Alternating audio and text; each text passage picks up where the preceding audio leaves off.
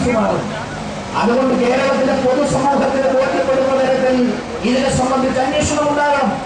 അത് ഉമ്മൻചാണ്ടിയുടെ കീഴിലുള്ള തിരുവഞ്ചൂർ രാധാകൃഷ്ണന്റെ കീഴിലുള്ള ഏതെങ്കിലും ഉദ്യോഗസ്ഥന്മാർ അന്വേഷിച്ചതുകൊണ്ടാവില്ല.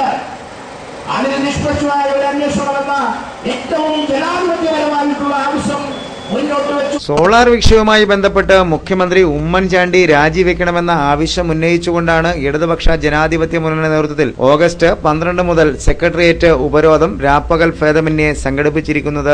സംസ്ഥാനമാകെ ഇടതുപക്ഷ ജനാധിപത്യ മുന്നണി നേതൃത്വത്തിൽ ജില്ലാ കേന്ദ്രങ്ങളിലും സംസ്ഥാന തലത്തിലും രാപ്പകൽ സമരം നടത്തിയതിന് പിന്നാലെയാണ് സെക്രട്ടേറിയറ്റ് ഉപരോധം അനിശ്ചിതകാല രാപ്പകൽ സമരമാക്കി മാറ്റുവാനുള്ള തീരുമാനം ഇടതുപക്ഷ ജനാധിപത്യ മുന്നണി സ്വീകരിച്ചിരിക്കുന്നത്. മുഖ്യമന്ത്രി രാജിവെക്കും വരെ സമരമെന്ന പ്രഖ്യാപിത മുദ്രാവാക്യവുമായാണ് ഇടതുപക്ഷം സമരപരിപാടികളുമായി രംഗത്ത് വന്നിട്ടുള്ളത്. ഇത്തരത്തിൽ സംഘടിപ്പിക്കുന്ന സമരപരിപാടികളുടെ പ്രചരണ പരിപാടികളുടെ ഭാഗമായാണ് ജില്ലാതലത്തിൽ വാഹന പ്രചരണ പരിപാടി സംഘടിപ്പിച്ചത്. CPI ജില്ലാ സെക്രട്ടറി ശശിധരൻ ക്യാപ്റ്റനായാണ് കുറവലങ്ങാട് മേഖലയിലെ ജാഥ എത്തിയത്. കുറവലങ്ങാട് എത്തിയ ജാഥയ്ക്ക് ഇടതുപക്ഷ ജനാധിപത്യ മുന്നണിയുടെ പ്രവർത്തകരും ഭാരവാഹികളും ചേർന്ന് ഉജ്ജ്വലമായ വരവേൽപ്പാണ് നൽകിയത്. CPM local secretary KK Sasikumar, CPI local secretary Jojo Aloth, ഇടതുപക്ഷ ജനാധിപത്യ മുന്നണിയുടെ ഘടകകക്ഷി നേതാക്കളായ VC George, K Vijayan, Sebastian Aloth, Jose Thodupuzhathottam, CPM Kottayam ജില്ലാ സെക്രട്ടേറിയറ്റ് അംഗവും ദേശാഭിമാനി യൂണിറ്റ് മാനേജറുമായ CJ ജോസഫ് തുടങ്ങിയവർ പരിപാടികളിൽ പങ്കെടുത്തു.